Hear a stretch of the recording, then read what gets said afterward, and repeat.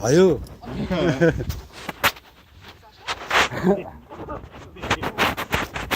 Erstmal, sit erstmal. Der stand schon weg, hier einfach.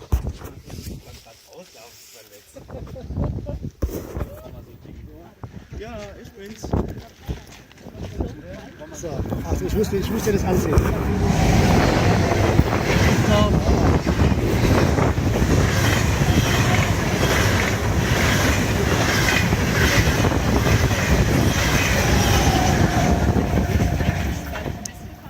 Das ist der rote Punkt, ne? Ist schon, ja. Nicht schalten. Ja, weil schalten bei einer Fahrt ist nicht gut.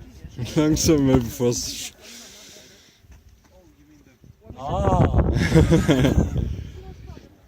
Sei vorsichtig, die Bremsen sind sehr gut.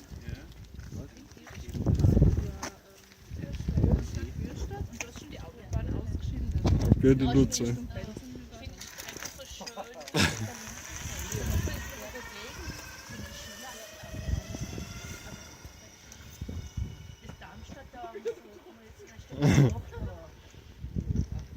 Der Alt.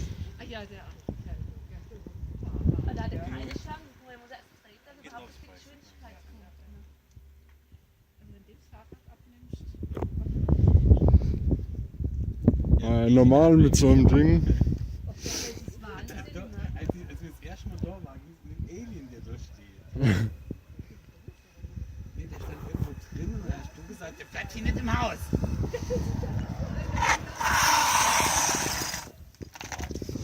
Gut. Sieht halt ein bisschen komisch aus wie ein Stinker.